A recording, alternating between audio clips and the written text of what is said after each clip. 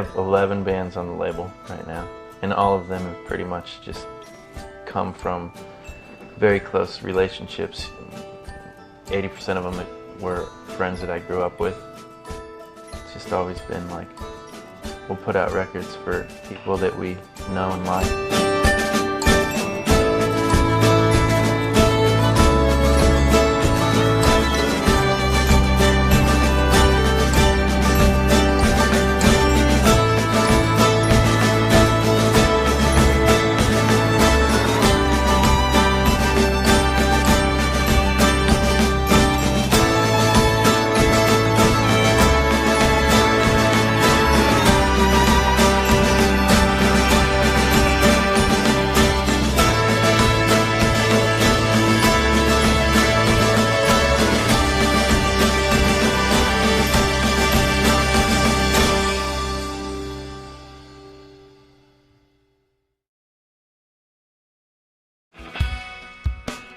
I met Ted in my freshman year of high school. I was friends with the Obersts from grade school. People like Tim and Matt Oberst were at prep a year ahead of me. I was hanging with Bart and Clint, more of a Benson crowd. Matt and Steve Peterson from Slow Down ran with, more of a prep crowd. There was that whole neighborhood group of people in your neighborhood. Right. Like Sealing. Jason Sealing and Bart Volkman, his older brother, and guys that were 3 or 4 years older than us. There was so much music going on at that time. I mean, in Lincoln and in Omaha and outside the Saddle Creek scene. All these bands that played around that we go to local shows. Simon Joyner, Mercy Rule, Mousetrap, Alex McManus, and I loved them all, and I really respected the music so much. We were young high school kids, and we had found this music, and it was kind of ours, and we really loved it. That sort of put things in a perspective for us of seeing kids our age, actually completing songs and putting together a set of music and playing it for people.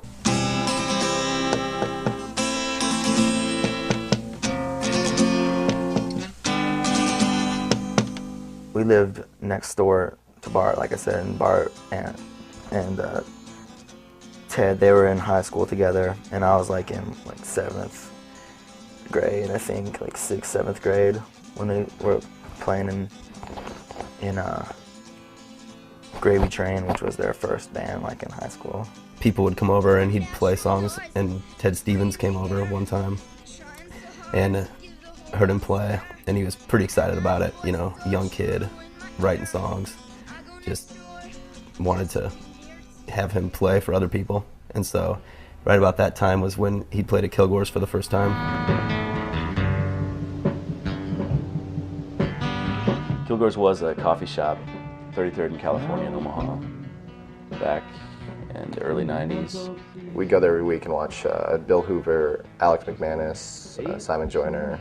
There would be a couple other people who would rotate in and out, but at some point we all just started going to this thing every Thursday night. Ted was starting to play there, which was even in itself really cool, because he was only a junior in high school or whatever, and it was exciting for him to play with those dudes. I was really nervous to play in front of these people, but I remember Connor and I did a couple shows there. Me and Justin went down there with him, and he was kind of said before he went on stage, he's I'm not gonna play one of the songs, I'm gonna play one last song, and I want you to get up and play that song, because I had played him a song earlier, that afternoon, and he's and I just thought he was kidding, and I was oh, and then he was all right, well, I got one more song, but I'm actually not gonna play it. My friend Connor's gonna play a song. The air was all dust, and night so untamed. The ground opened up and swallowed all of the rain. That's when I started I don't know, thinking of it shit, I gotta write enough songs to play a set at Kilgore's,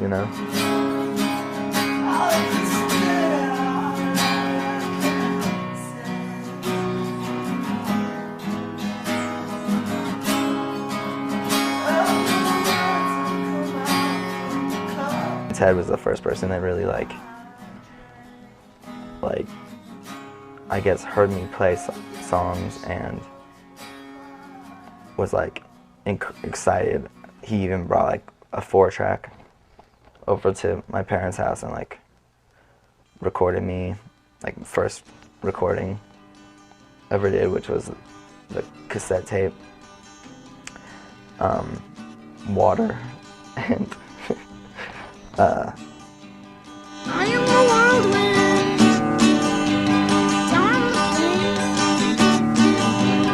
I am something, don't try to explain. I always liked his songs. I mean, he was a year younger than me, and so what he wrote about rang true in my life, you know, because we had such similar experiences to that point. That was probably like the big reason for wanting to actually put out a tape, and Ted was a huge part of that, you know, as far as like, could we do it? Everyone could get in on it and start a label and start, you know, releasing these bands that they know and love. They know personally and love, you know, both personally and musically. And of course, we thought we should get in on that too. We say we were starting a label, but we were really just putting out a tape and saying it was a label. And so it was pretty easy, you know. Yeah, we put out 300 cassette tapes. Starting a label was pretty much just deciding on a name to put on the back of it. Really? The immediate product was, I mean, barely listenable. And I got a lot of questions from my older friends, like, do you really like this, or are you just being nice and trying to help the kid out? I'm like, no, I really like it. I remember saying that, and now I don't feel that way so much.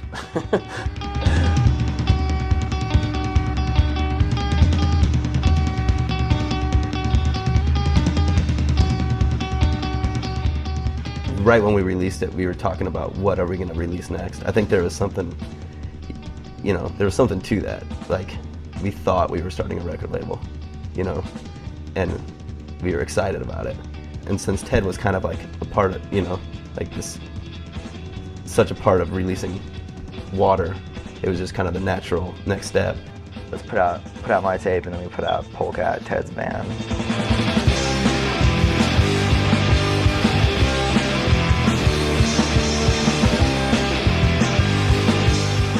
I went to Lincoln in '93, moved in with Rob Mansell at the Dorms. And then I think everything really changed. At that point, like, trying to figure out how bands were going to exist and how records were going to be made. I don't know if it was really necessarily thought about it, but in walked Mike Mogis, you know, and we met him in the Dorms our freshman year. I met pretty much everybody that I know from this, you know, scene here in Lincoln at the Dorms here at UNL at Abel Hall. Mike kind of basically just roped me into he and his brother's recording project. He said, come out to North Platte. It's like, I think 3 hours west of Lincoln. Thanksgiving break, I think it was, or Christmas break or something like that. Like, Polecat and us went to North Platte and recorded that record, and then that was just kind of like the start of this relationship with the Mogises, and from then on it was pretty much like they were our people. The people I met in the Dorms, you know, everyone just clicked, and it seemed like Lincoln and Omaha were definitely fused at that point. There was a lot of going back and forth, I guess. Connor and Justin were coming up, spending weekends in the dorms with us. I don't know why your parents ever allowed that, but... Rob Nanzel living there, myself, Boz, Matt Foch from Head of Femur, Chris Hughes was living below us. I mean, these are all people living within 3 floors in the same dormitory. This whole community developed. Everyone was playing on everyone's records, and you know, became a collective ideal, and that's what the label was from the beginning. How do we take like all of these struggling artists that nobody cares about, that we all think are great, like, and how do we try to get anything positive to happen from it? Well, we could call it something and try to group it together. We knew enough people who were making music that we loved, you know, that we could pull it off. The big thing came when we released Slow Down. I'm sitting here with Slow Down, Virginia. Where are you guys from? From here. From here, which is Omaha, for those of you who don't know where you are.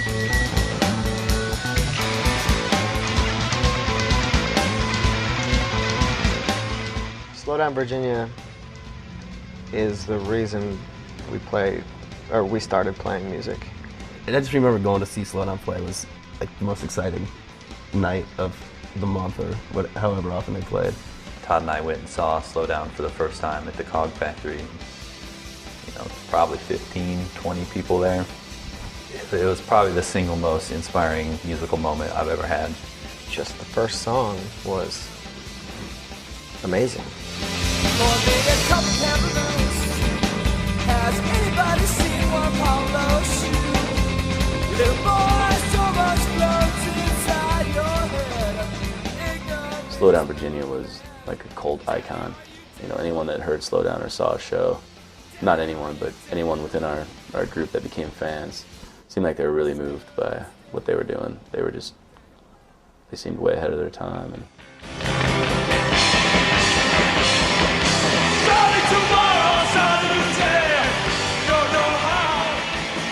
I connected more with the music on a more personal level at that point, like less just a little kid watching my brother play music, more of I really love those songs. I still love those songs. We all had this sort of obsession with Kasher's songs, and we all go to his shows together, and we're like, God, if we could just get enough money together to put out Slowdown CD, then that would be fucking awesome. When they showed so much interest and were so excited about it, and we were just kind of like, this is weird. Like, we weren't getting that kind of like reception anywhere, and they were the ones that came to us and wanted to release a CD, and it was like, well, at that time it was like, seemed really ambitious to release a CD and not a cassette. It was a shitload of money, so we went around and collected money from everyone that liked Slowdown and wanted to see Slowdown's CD come out. yeah, it seemed like everyone kicked in $100 here, $200, you know, and it was a really nice thing that happened. Just this record just kind of came out of it, and I think it's a brilliant record. What you wanna do? What you wanna see? What you want from me? There wasn't music that sounded like that, and there still isn't. Music that was way off from what anybody was doing. I listen to that stuff now, and it's just like, I mean, a lot of it's like kind of dated, but then there's still some songs that's just like unbelievable, you know? Melody, cause I just don't believe. Crucifix, crucifix, for the late and me. Cross your heart, hope you turn, X you out, cross your eyes, little fly in the sky, ready to be on the outside. Can't you hear, can't you taste, don't you see? This is right, who the fuck would we be? Fucking not we be, and the thing that you swallow that time, sell TV.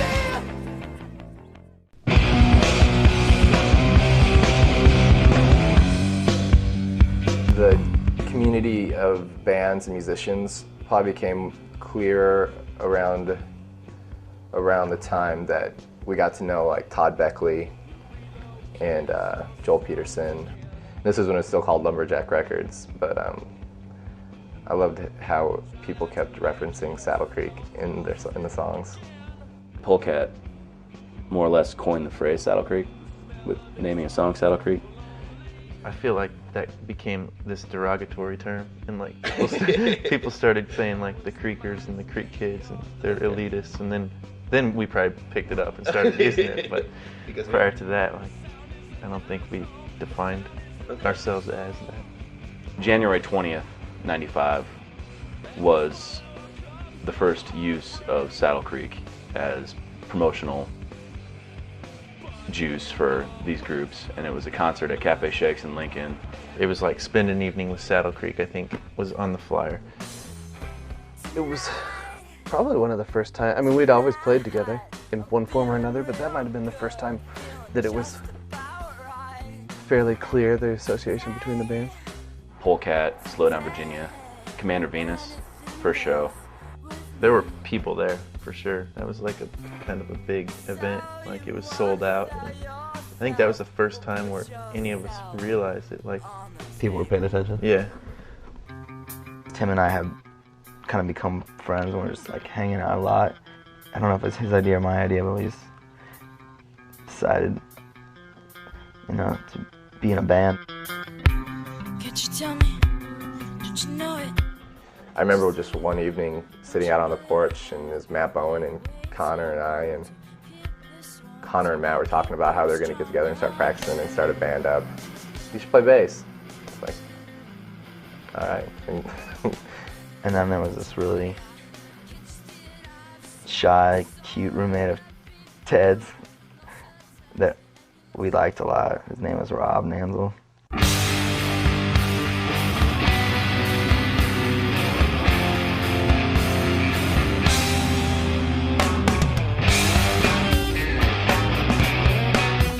It was great for me because I got to play with Tim and Connor and Matt Bowen. I mean, it was a lot of fun, and we were all super young and just having a good time. Playing with Tim, he was like the one that really like kind of put it together for me. He would always bring these half songs in, and he'd ask me to finish them. And so anything that's incredibly obnoxious, that's all me. Commander Venus, Do You Feel at Home was the first time I had ever done anything that wasn't just 4-track. You don't know how this makes me feel. Hot, cold, hot, cold. But I don't have certain song. I just can't know. I just can't say. There was just a lot of bands that were kind of sounding like that, and Connor had all this acoustic stuff that he was doing on the side. It was Connor's project more than mine. So it was just like, all right, we should just stop the band.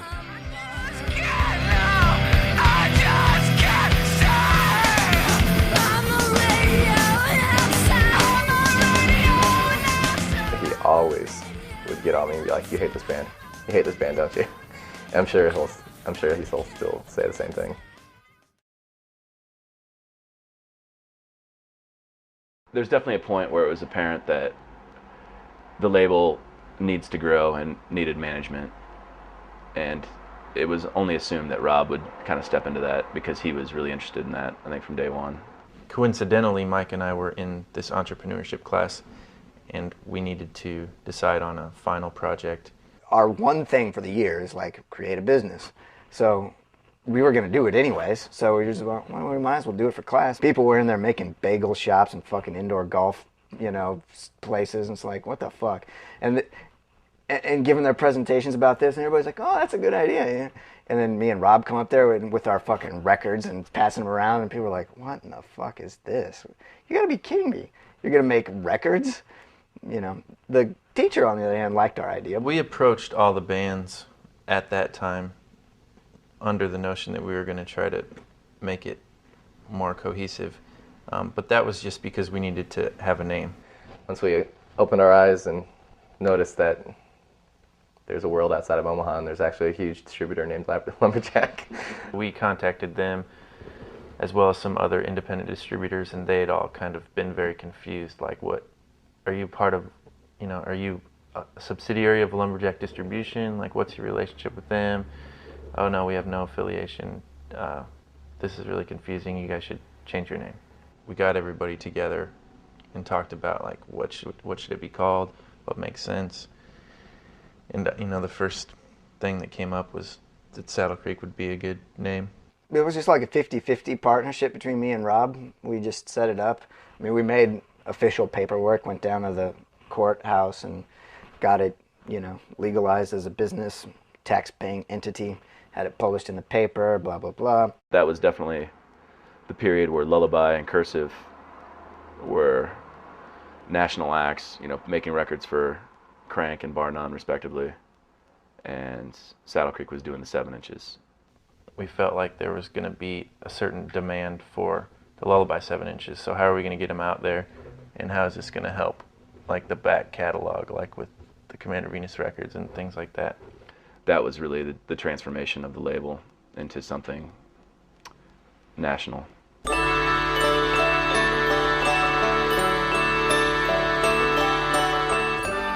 Lullaby started in August of '94.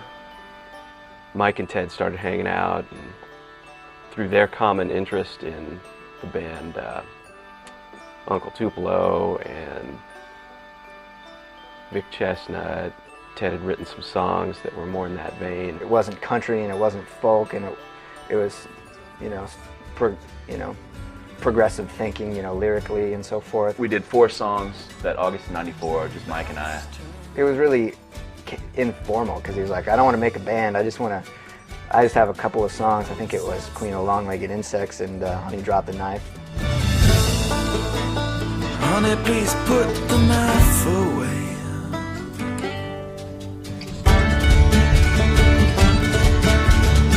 I had collected a bunch of weird instruments, weird being mandolin, you know, banjo, air organ, you know, not that weird, I guess. But for us at the time, you know, it was, you know, different sounding, glockenspiel. And I'll sleep with my radio. I will sleep with my radio on. I remember having a really good, like, just emotional reaction to it. That was essentially one of my first bands, so I hadn't really experienced that before, and that, you know, made all the difference in the world for me too, just to be like, damn, you know, let's try and make something out of this. An old woman, she just told me this is the loneliest life she's ever seen. I just sent it to a handful of labels and sent it to clubs in the Midwest and even all the way out to New York and LA. I mean, we did a whole country tour based on a 7-inch that we had. I remember coming home from school and having this message on my phone machine from this dude with this accent. It was Tom Prendergast from Bar None Records. He's like, I listened to your demo tape and I gotta say, I've never called anybody ever off of a demo tape. This is the first time I ever have, but I was so moved by, I sent him 4 songs, and I can't remember which they were at the time. It was 2 that I said before, and 2 more. Anyways, he's like, I'd like to hear some more. If you have any more recordings, you know, please send them. Sometimes moment gets too ugly.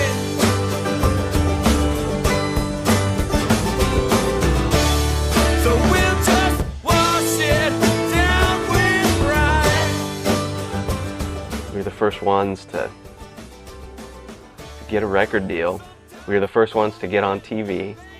The world seemed really huge at that point. We were very young and fresh-faced. It was kind of an eclectic deal, so we had to reach kind of outside the confines of the core membership. Lullaby kind of developed this ethic of 4 or 5 core members who would play live and who would tour, and then bringing in all these studio players. It sort of started this trend of everybody just kind of throwing down for everybody else whenever there was a need. I think Mike really developed a lot of those production techniques during that record and during those Lullaby times. I kept getting more and more interested in recording. The Lullaby stuff really helped me learn. Because of that and like me becoming way more involved with Connor's stuff, as well as just recording other bands, and also still trying to like help Rob out with the label, Lullaby just sort of kind of faded away. A lot of people asking me, whatever happened to Lullaby, but I think Mike and AJ would both agree that, you know, it's probably better that Bright Eyes succeeded and that Cursive reformed and kept going than Lullaby made another angry, pissed off record. We never really said, we're through, we're breaking up. Still to this day, we've never said that. We've even talked about trying to do stuff, you know, but we probably never will.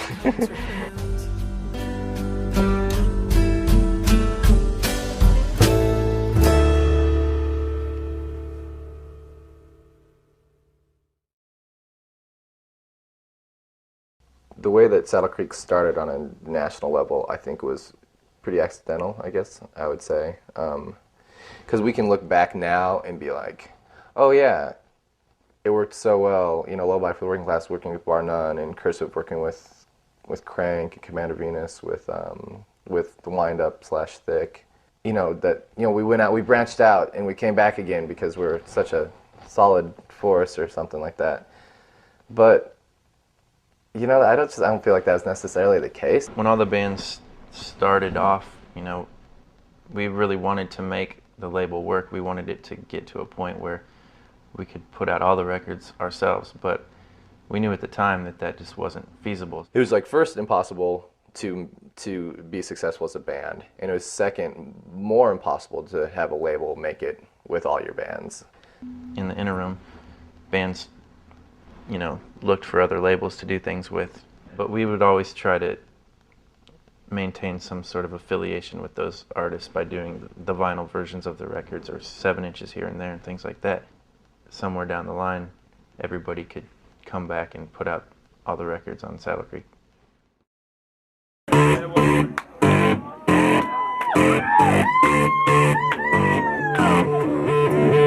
we're the Fake. Thanks for coming.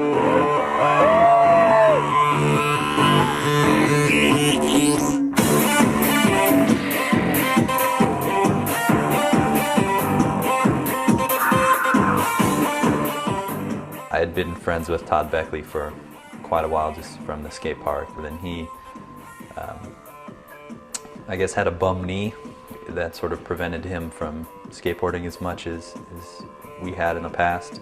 But I still wanted to hang out with him, and I think I pretty much made him play music with me. And I just said, let's be in a band. You're going to play bass, and I'm going to play guitar. You were sitting on your parents' couch. I was flipping through the catalog. I think it was the day I got my drum set. It was the first day I was in this band. Connor was in our band too right at that point, and he was supposed to have a solo show, but he told the people that we were going to play and we didn't have any songs yet.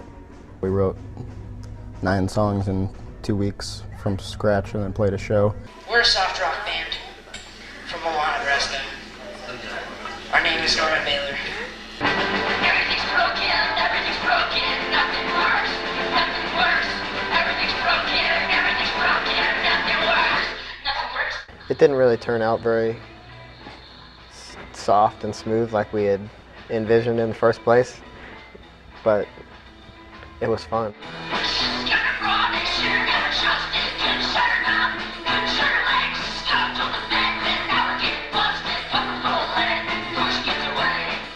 Connor says we kicked him out, but he quit.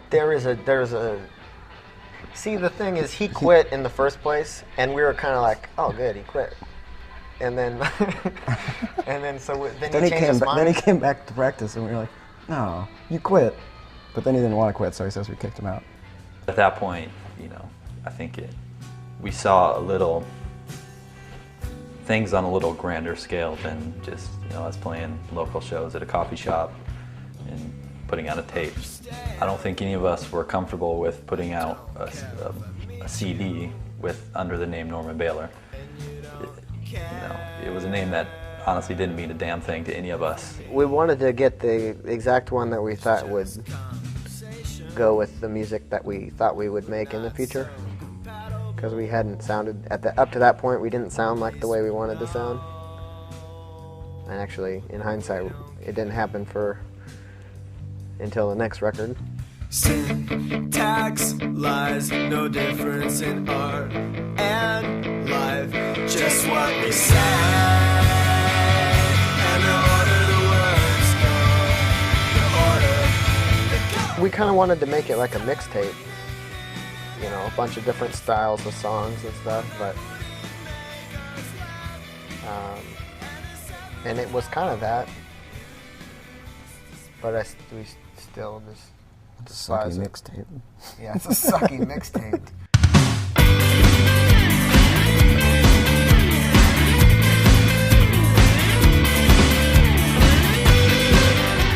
We were kind of playing what we heard other people playing, but trying to do a little differently.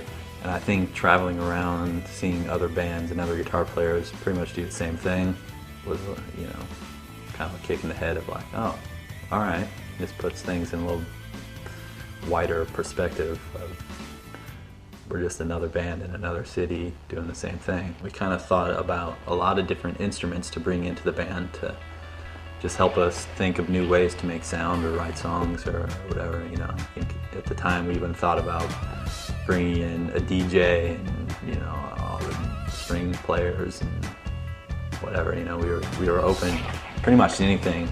We started playing with keyboards more, and it seemed, at the time, it seemed really kind of weird and fun and wrong to be playing keyboards. Like, they weren't cool at all. I thought they were a good band, but not the kind of band I wanted to be in. And they just had media out at the time.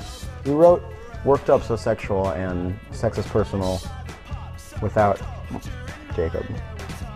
And then he heard those songs, and after we'd already asked him to be in his band, he said no. Then he was like, I'll be in your band if you let me play that keyboard. No, not if you let me play it. He's like, if you give me that, if you give me that chord, Poly 61, I'll be in your band. I was like, fuck you. You know, it's not like it's not that kind of thing. I mean, it'd be cool if you wanted to be in our band, but if I have to give you a keyboard so you can do something else with it, then forget it. They opened for Karate, and they had a drum machine, and they played Worked Up So Sexual, and Clark was playing keyboard. And after they finished the song, everything broke, or maybe like right at the end of the song, everything broke, so they said that was the end of the show. But I really loved that song so much that I told Todd that I'd try out. It is a job, it pays a lot. Is it the servicing someone? And is it good to get these men worked up so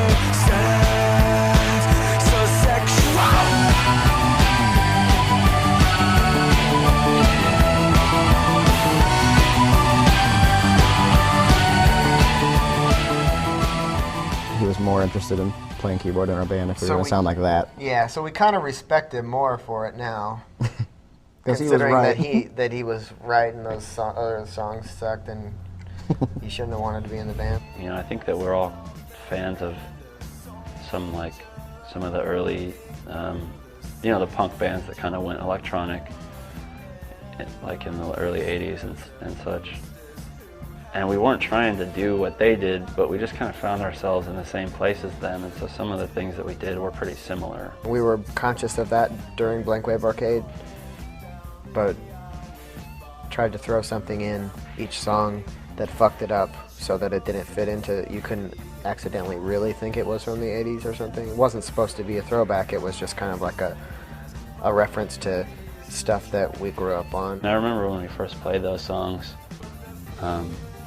like Ted and Tim and Connor and some people came down to the studio, which was in the Mogus basement at the time, and we played them some of the songs, and they looked pretty confused by it.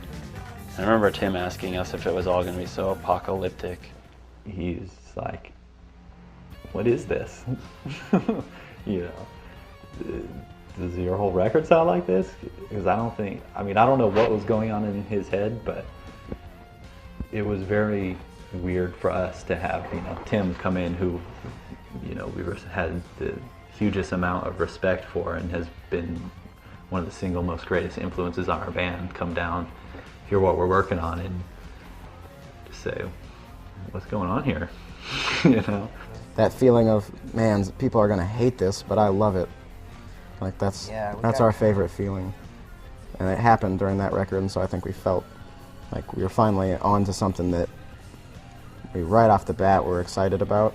Our expectations for that record were, you know, just blown away. You know, we were just hoping maybe somebody would like it, maybe, you know, but people were starting to come to the shows and actually know the songs and sing along and have fun with us. And, you know, for us, that's what we were seeing. It was just, oh my God, you know, this is the greatest thing ever.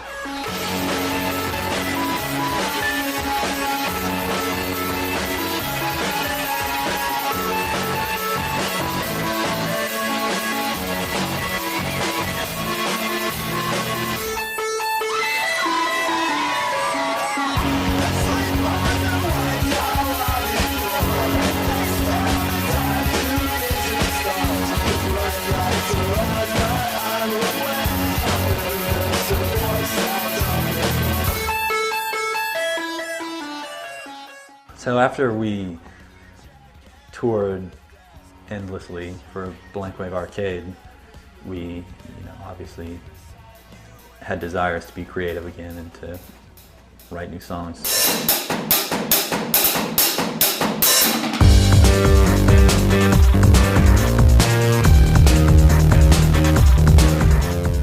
now we're electronic musicians almost. You know, like not really, but we're looking at our band differently. It wasn't like we're a post-punk band with a bunch of keyboards. It was like, well, we're pretty comfortable with these instruments, and we've made a handful of our own sounds to include on, you know, in these songs on the last record, and we're excited to really get into electronic music now.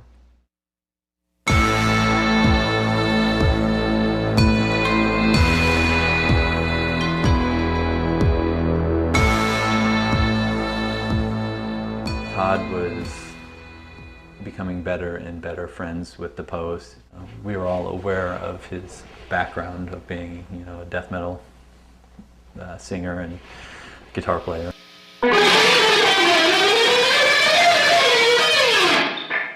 Well, we worked on the album, and I was just kind of around, and then I was in the band, and then wrote some guitar parts mainly. And then we're going on tour, so, well, might as well play some guitar on the other songs, you know, might as well just be the guitar player. The element of progress that you mentioned's gone. It de-evolved to something you were headed toward. As I later died, the things I think, I don't wanna regret what I did and work for life. Like a gas shadow. Like a gas shadow. Like a gas shadow. Like a gas shadow. Our work makes pretty like a gas shadow. Like a gas shadow. Our work makes pretty like a gas shadow. Like a gas shadow. Agenda suicide. The drones work hard before they die and give up on pretty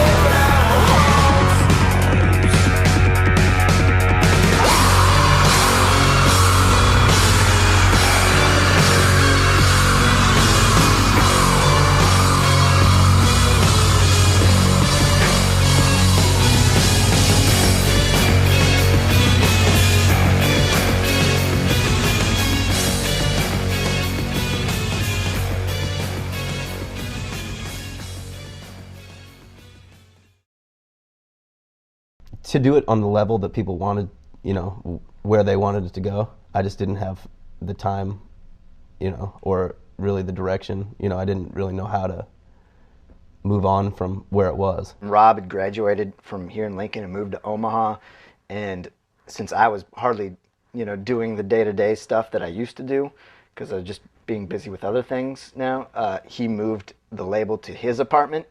We all wanted it to go forward, you know, and so this was the best way to do it, and I don't think there was any real problem with whoever was going to put the time and energy into making it what we all, you know, better than we had ever expected it to be.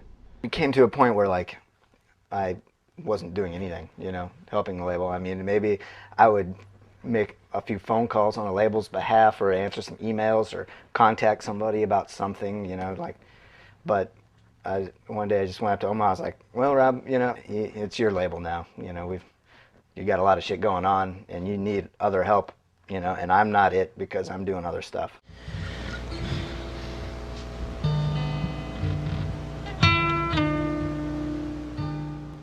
We were doing Commander Venus, which at the time was like my main focus, and I thought that, you know, that was really what was gonna, I don't know, I guess that was where all my passion was or whatever. The whole time I've been just doing acoustic songs in my basement on 4-track.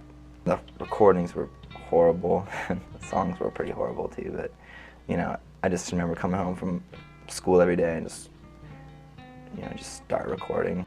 The only people that heard the recordings were, you know, just really few people, like, you know, Ted or Rob. She says she's read too many fashion magazines. She's forgotten what real love is. I mean, and it was really lo-fi and really, you know, whatever, just homemade. He was like a little screaming rock kid, you know, but now he's playing these acoustic songs on this tape, and kind of poppy ones too, you know, like Falling Out of Love at This Volume, you know, ones with little keyboard parts and drum machine stuff, and like, damn, this kid is pretty intense, you know, for, you know, he's still only 14. And say it once, just let me turn the amps way so you can hear The first one was pretty much all me. I mean, I think Neely sang on a song, and like Matt Bowen, Ted maybe played on. I mean, there's a few other people on that record, I don't even remember, but it's pretty much, I mean, I was doing it all on like my dad's like reel-to-reel TIAC 4-track machine, which is, you know, prehistoric and broke a lot on me. Like, I really liked the album, and hearing it, I was like, man, I wish I could have helped him out had I known that he was doing it. Like, at the time he was recording it, I didn't even know he was doing it. Mike kind of, I guess, decided that he liked my songs and wanted to help me, and he hadn't really, I mean, up to this point, AJ had been the only one that had recorded any of the music. If you ever want some help, you know, recording some new songs, if you have new ones or if you want to make another record, just let me know. Probably a week later, I was going over to his parents' house with my little 8-track reel-to-reel machine, a little mixer, and yeah, some things just can't wait.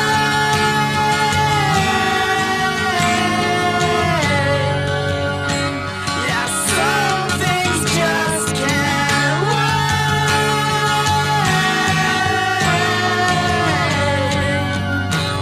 Yeah, some things just can't wait. This can't wait. No, it's 7, so it's 5 hours before 1998. Here's the song. I set up my recordings, you know, makeshift studio in his parents' laundry room. He learned to basically start from scratch with producing records, and I was just like still really learning how to write songs and sing, so it was a good mutually beneficial. Is the passion all gone, or is it still newlywed? If all this heat's doing is making us stick to the bed. We weren't really making a record. I just offered my help in the sense that I can record stuff for you a little better than this if you want. You know, I have 8 tracks versus 4. Do you want to try, you know, 4 more tracks, see what happens? We did a half the Letting Off the Happiness at my parents' house in Omaha, and then Mike and I drove down to Athens, Georgia, and recorded the other half with Andy. Mike and Connor came down, and we had a couple of Athens guys play on it too. I definitely remember Rob's reaction once I came back from Athens with those mixes, and we kind of put the 2 sessions together. I dreamt of a fever, one that would cure me of this cold winter set heart, with heat to melt these frozen tears, burned with reasons as to carry on. Once that record came out, I went on a couple, like, actually at least tours where we broke even. That was the time of the first Bright Eyes tour, which I agreed to go on. I don't know if we can really call the first Bright Eyes tour a success. I mean, it was fun. You know, we played in apartments and, you know, houses. Just driving around in, you know, a Honda, but having like the time of our lives. It was such a blast. I mean, it was a party, you know. I mean, we didn't have anything to worry about.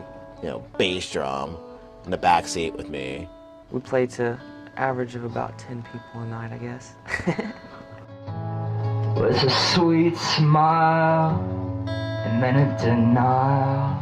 Hey, you're just trying to be nice.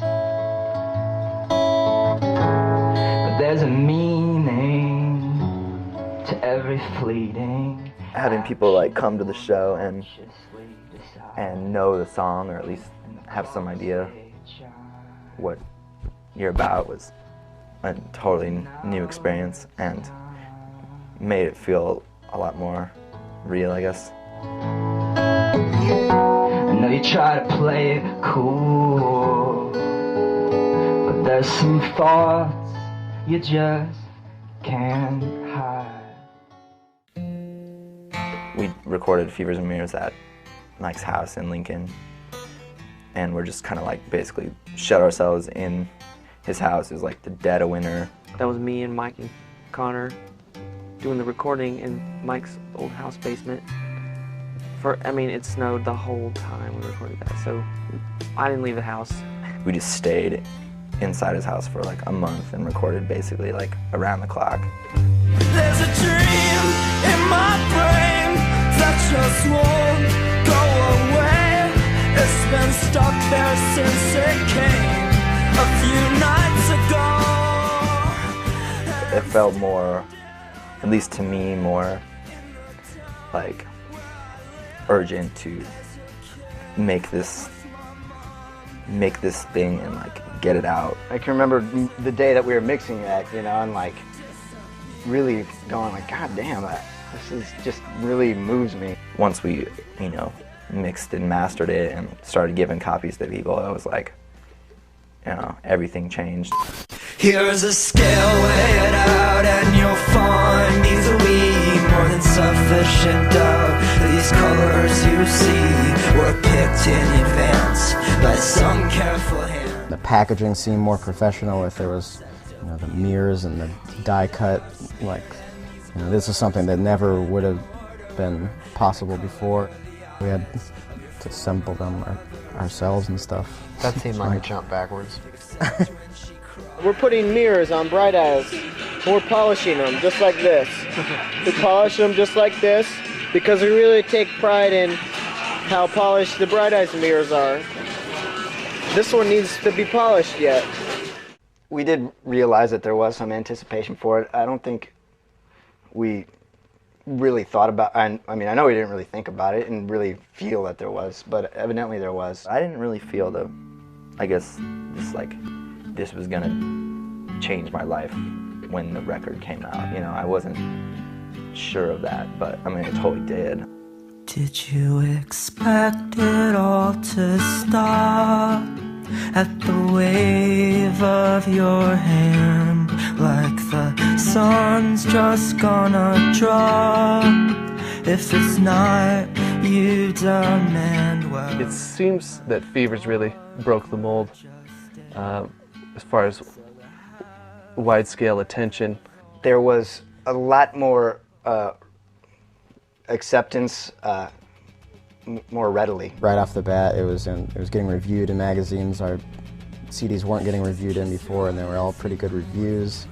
I started that next semester, but quit school within like weeks of starting that because we got offered some tour, and it was just like, all right. We toured a lot over the course of 2 years. We, went to Japan twice, to Europe like 4 times. Lay awake listening to your breath, worried you smoke too many cigarettes.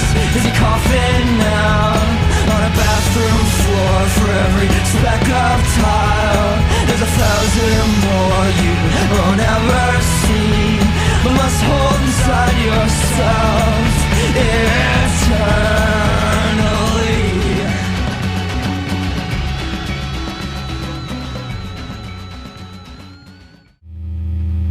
Oh yeah, you're wrong. Each record I made, it was like Mike was getting more and more stuff and becoming, a better and better engineer and producer. And by the time Lifted came, it was like I sort of had this idea, and it seemed, sort of ridiculous. We did have this kind of grandiose idea of a certain sound, and none of us could probably describe it to you. We're all fairly like in tune with one another, like as far as our sensibilities go, and what comes natural, or how our reactions or like emotional responses to like whatever recorded sound is coming out of the speakers. We're all pretty much on the same page. That's the nice thing about recording with someone that is also like one of your best friends, is like, I don't know, I can I can have whatever idea I want, and I can make Mike like believe it's possible, even if I don't know how to do it. Like he'll figure out how to do it. I decided to have a drum corps instead of just like a drum set. I guess the idea was just to have this really almost cinematic sound. Having 5 drummers play a song all together at once, I had never done before, and was like, I want to see what this sounds like.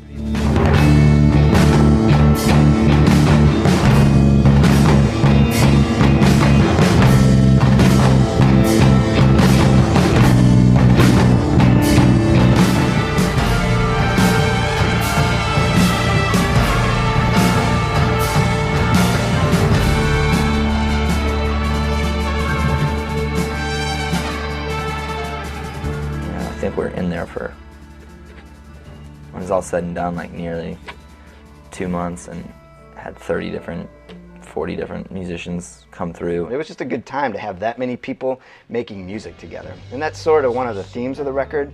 So that's why we had all of our friends, as many people as we could, come in and play these songs with us, because that's what makes us feel good. You know, it really is fun. It's the ones with the sorest throats and the drum corps have done the most singing. Everybody! La la la la la la. La la la la la.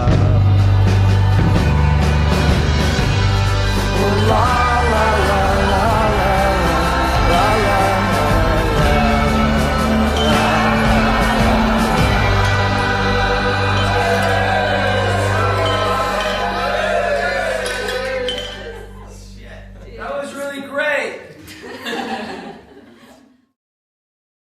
I was doing both this full-time job that I had gotten post-graduation, as well as trying to get the label going. In order for it to work, like, somebody needed to put a lot of effort into it, and the bands needed to get out on the road and tour and write songs. It became very apparent over that year that trying to manage both things wasn't going to work.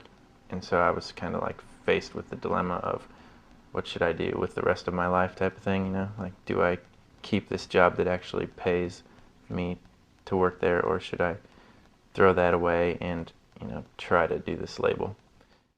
Let's grow, wait as we speak.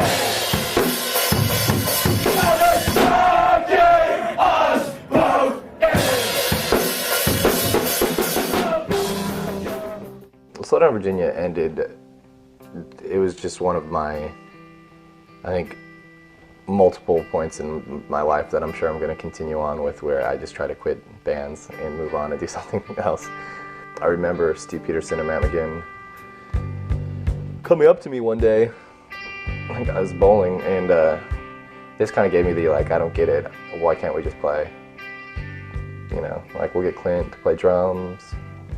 I think maybe I was, like, touched by the fact that they were that it meant so much to them, and that they were still so interested in doing it.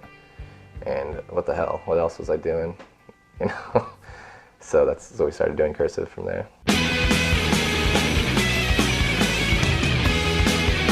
The first batch of songs were just total, like, speed rock. We wrote probably like 4 or 5 like minute-and-a-half long songs that were faster than you could possibly imagine.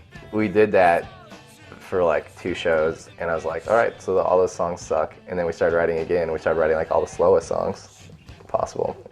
That started my kind of like my MO for Cursive, which is just write stuff that in 10 years you can still like stand behind it. The first tours were just ugly. They were just ugly. But you got to do what you got to do, and like I was saying, we were still having fun. No matter how bad it sucked, it was still just cool to be able to hang out with these guys.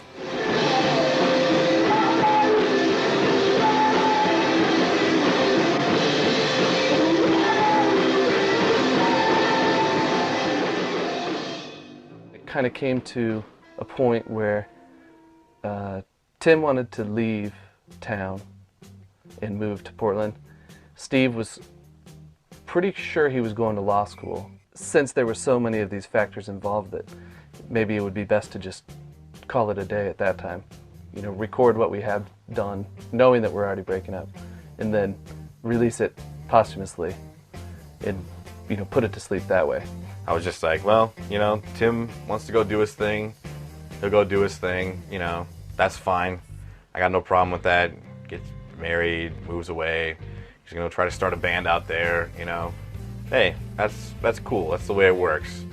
I wouldn't have admitted it at the time, but looking back, I recognized that I kind of just thought that everything was cool, that everything was just breezy from then on out.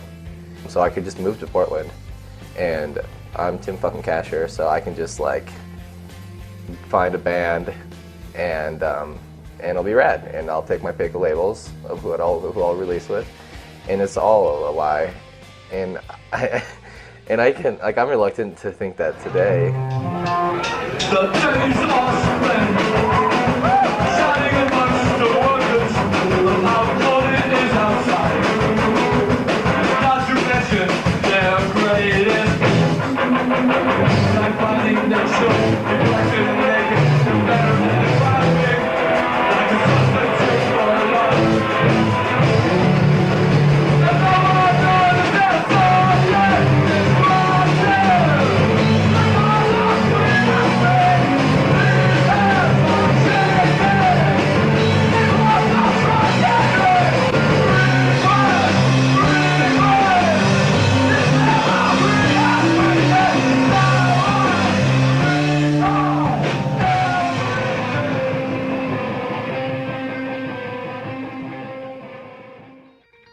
After our last show, Tim moved out to Portland and came back after a few months and decided that he wanted to get the band back together again. I spent a year while Cursive was broken up, recognizing that it's so difficult to start a band up. It's so difficult to find people who you work with, who you work well with. We decided at that time to stick with Cursive. Well, maybe we'll just be a three-piece, you know.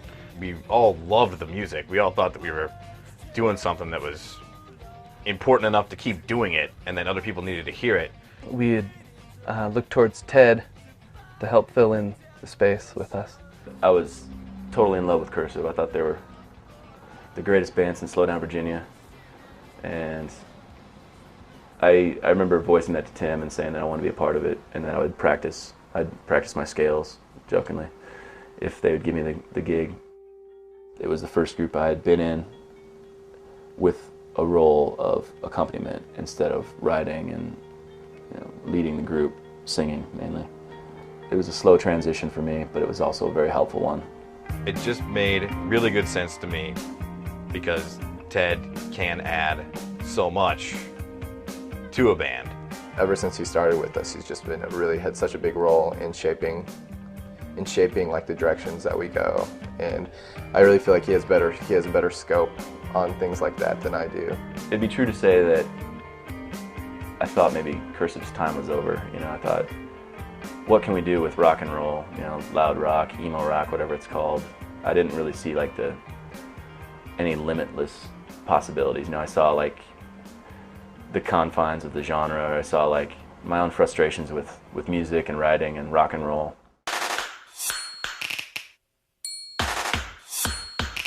Releasing Domestica was it did change a lot for Cursive. We had finally like written a record that we were all just like awesome. We did it. We actually wrote a record that we are all very proud of and very excited to be a part of. We were all just like hitting our musical peaks. We had all decided exactly the styles that we liked. That was the first time where people were, like way more people than we expected were showing up. That was really weird, but really in a really exciting time. Swimming at night, we finally had bottom, swallowing promises back into our lungs, losing direction of our affection.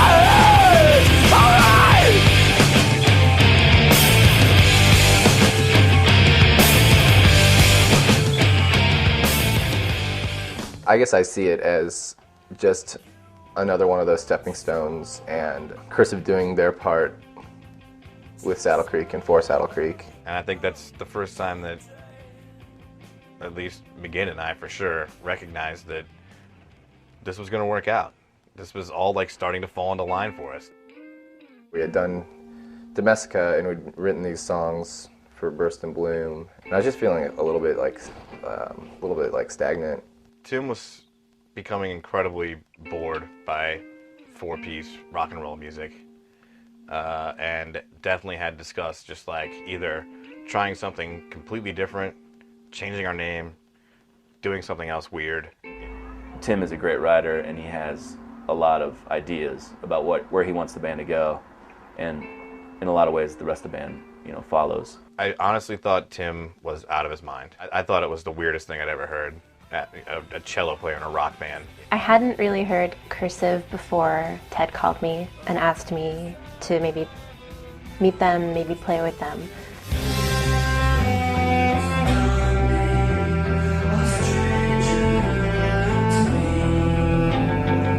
The idea was to bring in this kind of big classical, arrangement kind of mentality to this rock. We were always tongue-in-cheek and calling it glam rock and, whatever, but we just wanted, the band to grow. I remember meeting with Tim the very first day that we were going to try and practice. I think we had maybe 2 or 3 days to figure out cello parts, and I kind of walked away feeling like, well, okay, this is not going to work out, but I'll just go home. It's too bad they had to fly me out here, but it's all right. Things work, things don't. And then, but the following day, we really made some headway. It started at this. Well, we'll get a cello player, and I'll maybe write the parts and incorporate it in that way. And I just ditched that, just after a couple songs. She picked it up so fast and made it sound so different that he was just like, all right, this is gonna work, this is fun, this is working for me. He could start writing songs in a different light. We were really aiming to do something different with the next record. We weren't going to worry so much about what we sounded like, because we figured that if anybody had, well, many bands have, but after releasing 3 records, we could play pretty much whatever style we wanted and it would still sound like Cursive.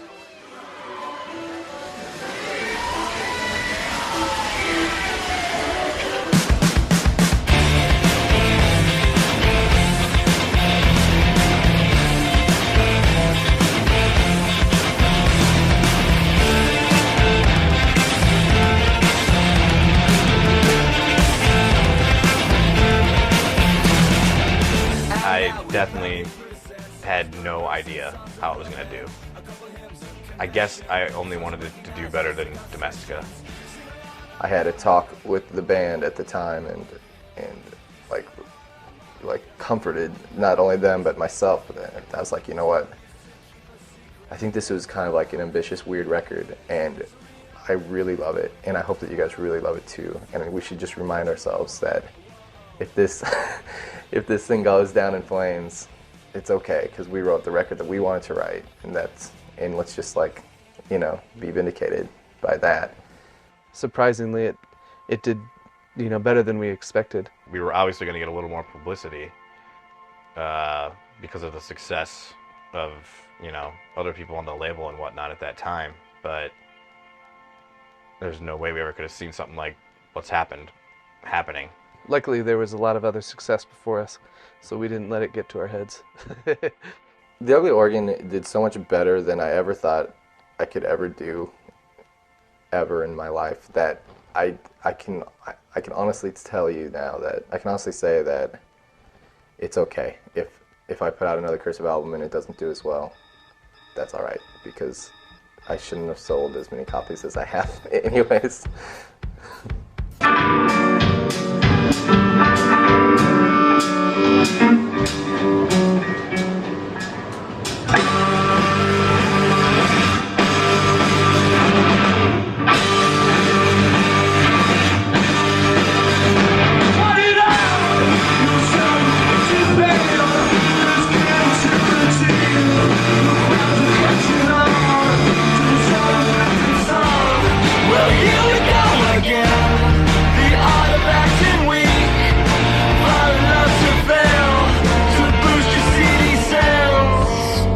CD says, yeah, what a hit. You got to repeat. You gotta sink to swim. First you don't succeed. You gotta recreate your misery. You all know art is hard. Young artists are gonna start. Try and fail and try again. The comforts of repetition. Keep churning out those hits till it's all the same old shit.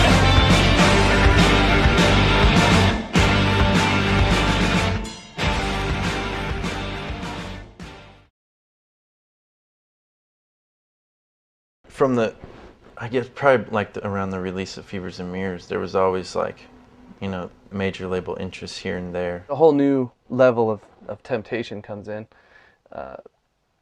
like yet another challenge to like our collective idea, and that would be the just, you know, obvious interest from larger independents and larger in majors for some. You know, that can offer so much more than a small indie, which is what Saddle Creek was at the time.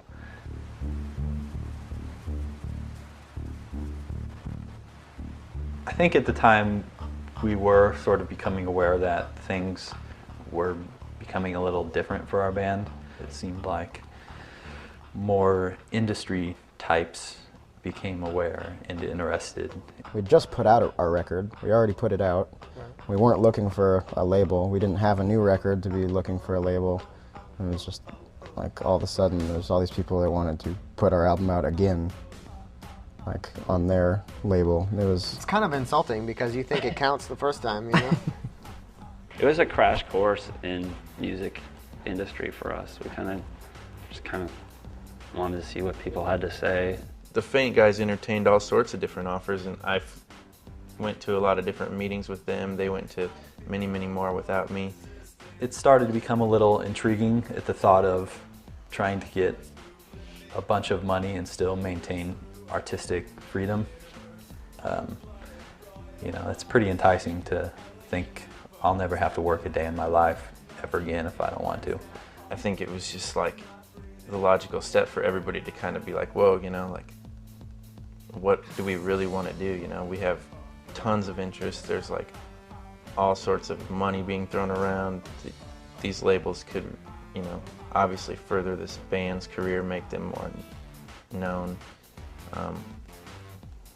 But at what expense? We were never doing it because we were like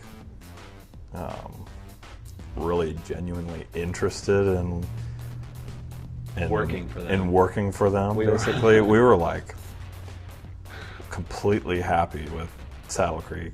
We just couldn't get comfortable with the idea. We're like, well, we'd be affiliated in some way with a major label, and we'd always just been kind of like, we don't really need that before, so why do we need it now? Just, you know, we can take these millions of dollars, which would be nice.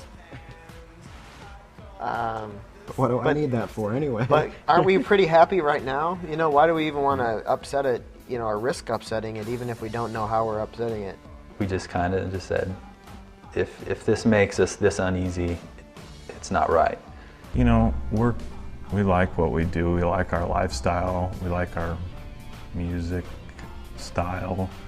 We didn't want to be putting we didn't want somebody else putting some kind of stupid pressure on us so they can make some money. It was never the point, you know, like to get people onto the major label. That was never really the goal. It was always to try to like see how far we could take the label, like doing what we're going to do on all of our own terms.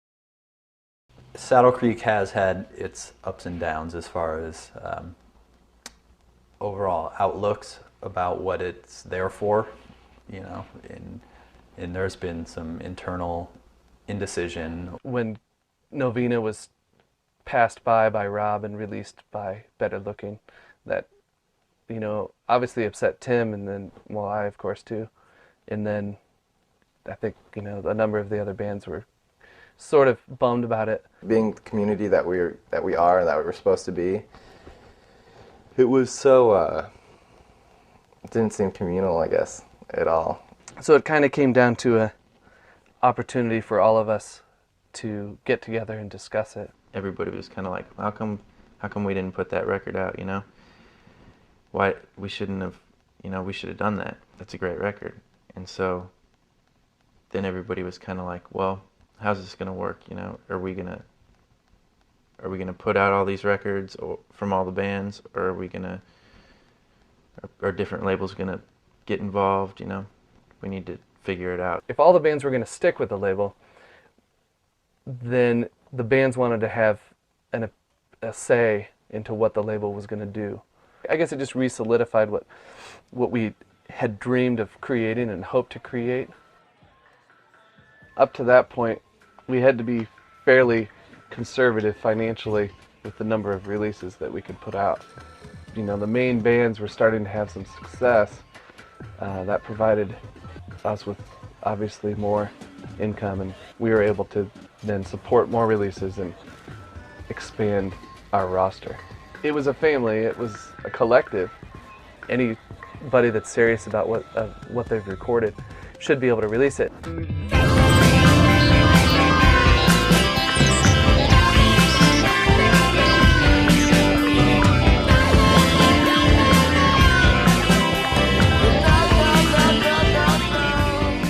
What's really difficult about doing both Cursive and The Good Life is we're not willing to make one a side project.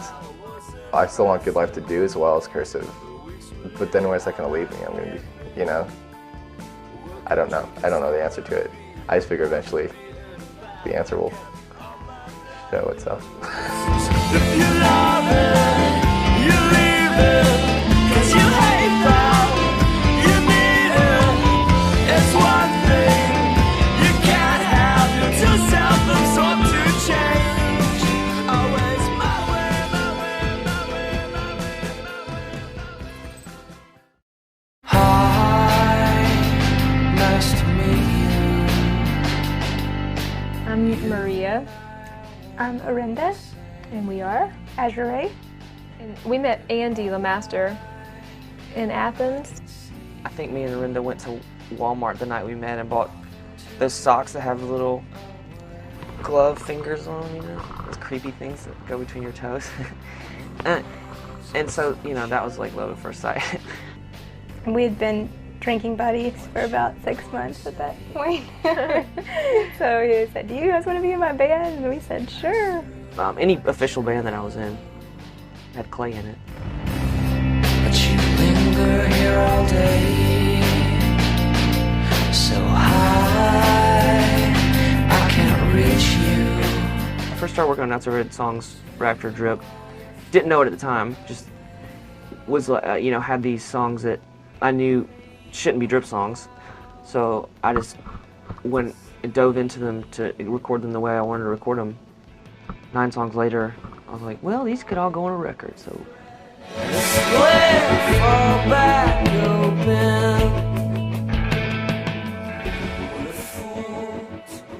We were writing these songs just kind of in our bedrooms. So listen to the song I wrote. It was sad.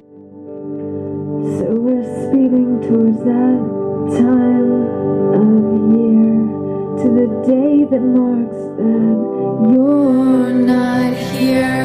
And I think I want to be alone, so please understand if I don't answer the phone. When we met the first wave of Saddle Creek people, Andy introduced them as some of his best friends. We met Connor through Andy, and then he heard our album and he brought it up here and played it. We were ready for just a change of scenery, and we felt like it was a mutual connection, like everyone seemed to just welcome us with open arms. We just felt really close to this group of people, as close as we felt to the group in Athens. Recording and putting together Hold On Love, we knew that we had made the right choice.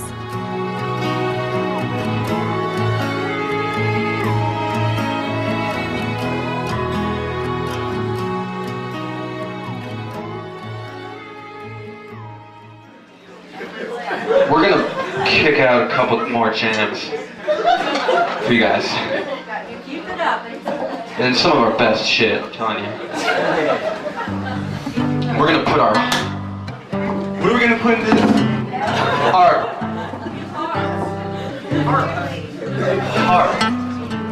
We're gonna put...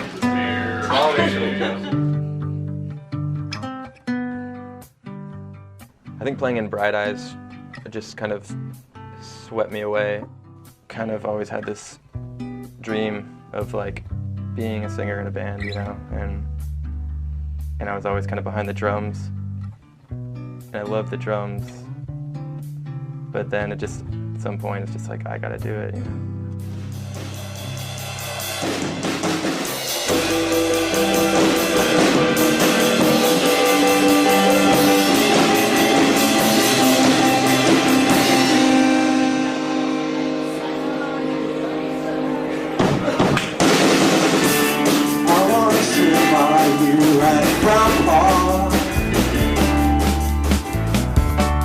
We can watch kids play baseball in the field below.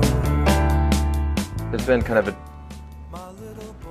changing landscape of members.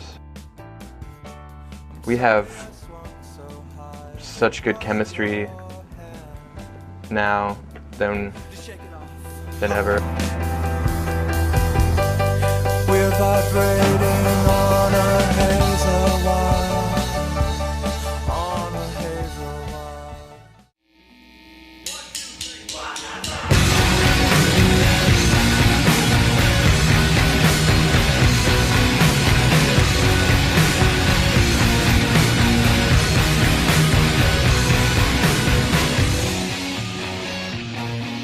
I always liked rock music and screaming, and you know, obviously Commander Venus had been a big part of my life, but I had kind of abandoned all that style of music and had done Bright Eyes for like, you know, a few years. Only that. Started hanging out with like Denver, Matt Baum, Landon, Ian. I didn't want to get up and just play like Bright Eyes songs like louder, you know? Like I wanted it to have its own identity, and so I really tried to craft the lyrics a lot different than Bright Eyes to make it more external, looking out into the world, as opposed to like always the internal. It was just really fun. The first, you know, the record was just, it was cool to do, because, you know, I was even telling like Nanzel and everyone like, oh, dude, I'm starting a rock band, it's gonna be sweet, and they all kind of like laughed and were just like, whatever, like, okay.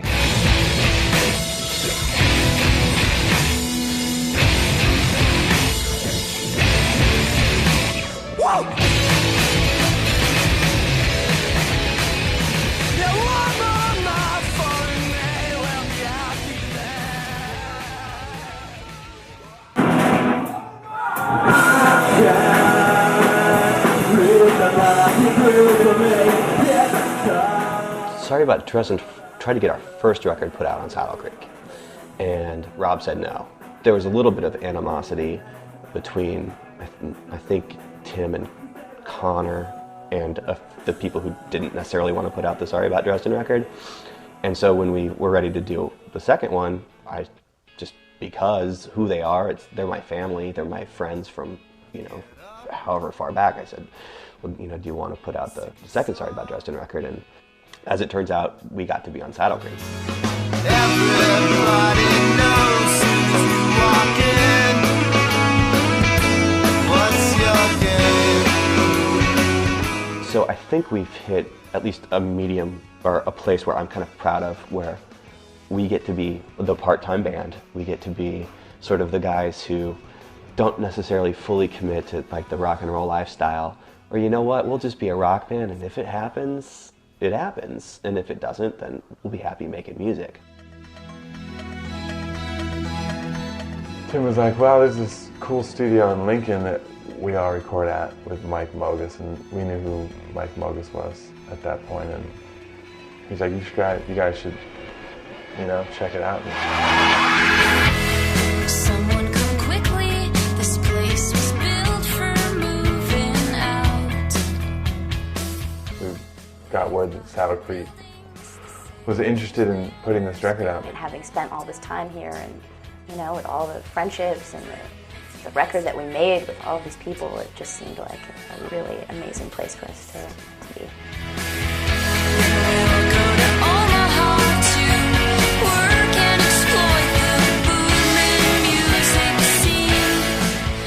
We just like the music being put out on Saddle Creek, you know, more than any other label. Mayday formed in 97 or 98 as a project between me and the current drummer, Pat Oakes. Lullaby really entering this experimental period between the second and third records. At the same time, Mayday was playing very small shows. I was either playing them solo or with a drummer. Captain and his son sailed away. There was definitely a point where Mayday decided that we were going to make a record, and that's when Pat and I went into overdrive, writing songs together. We kind of followed that where Lullaby left off. We were still testing the water, trying experimental folk or experimental rock. It gave me a lot more, I guess, freedom to kind of experiment with all these different songs and weird shit I've been writing.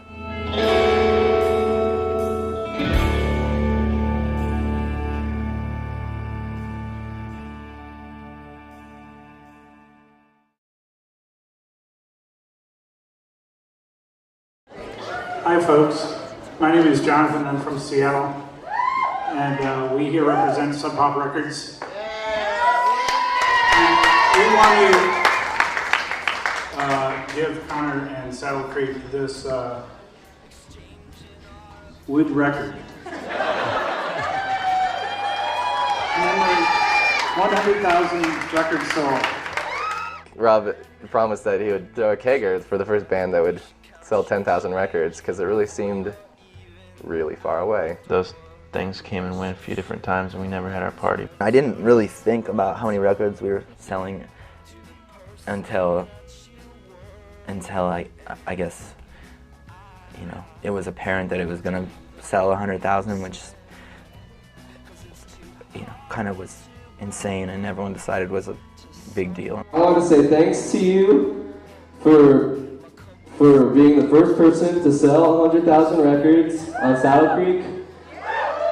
Because now, when anybody else tries to sell 100,000, Rob's not going to give us a party. He's probably going to say 500,000, and I don't think I can do it. It was cool, not so much in the sense of like, God, it's great to sell that many records, but it's more like, it just really was, I think, a time where, just like a little moment where everyone kind of was like, God damn, this has gone way farther than we ever thought it was gonna go, A monument to commemorate our time. And though you say you found another who will surely speed you on your way, don't let the forest grow over that path you came there by, but you will. It's just a hard word to get my head around what success is. Everyone involved works so hard and diligently, and by no means has anything been overnight. Everything has been well earned. And it's like every time a record comes out, it raises the bar, and it's almost like this friendly competition. Just constantly being around better and better records makes me want to make a better record. If we don't feel it being a significant jump in just quality, I guess, then it's not done. We're going to keep working. But, I think that's probably the same mindset everyone else has. And someone wants to have like a goal to reach, like put out the best record. And you get all your other bros come in helping you out, I think you're well on your way. I feel like you just gotta keep doing your thing, and maybe people will keep liking it, and maybe they won't, but as long as you're feeling, satisfied in what you're doing creatively, that's the best you can hope for, We'll make war on who you were before, and claim all that has spoiled in your heart. Yeah, he'll claim all that has spoiled in your heart.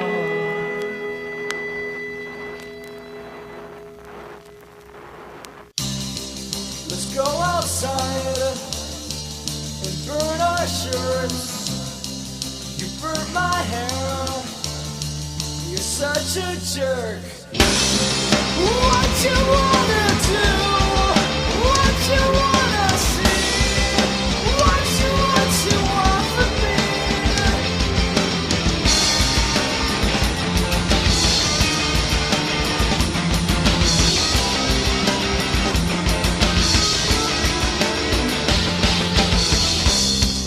Let's go outside, kick some dirt.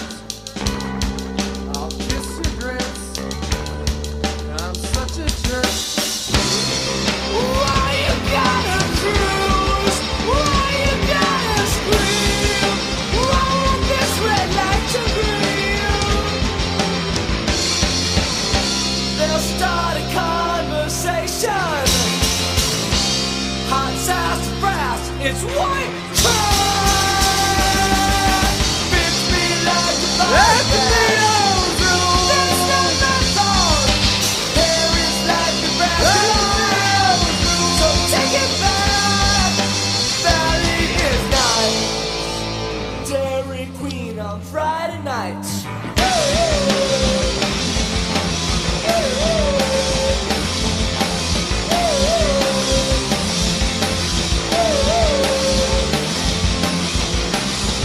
I met this girl when I was 12. We pissed out flies. I fell in love. We will be so cool. To get 13, running around with the high school boys. Bang your head, come on, feel the noise. And the boys all jumped around. Said she's locked at the knees. I asked if it's a bad disease. White trash! Man, I wish that I was black. But that's not my fault. Why staying alive instead of sad? It's kind of sad, but I think Valley's loud. Supernova, heavy metal drag.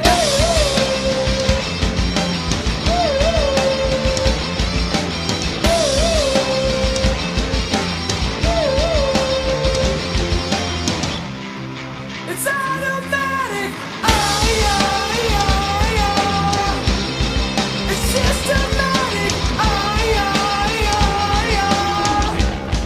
It's hydromatic. It's kind of tragic.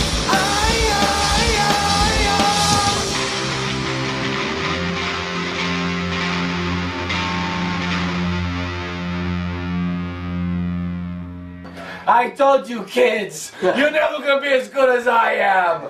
You'll never be as good. You loser, slit your wrist. You did have to say that. Dad? Nice work.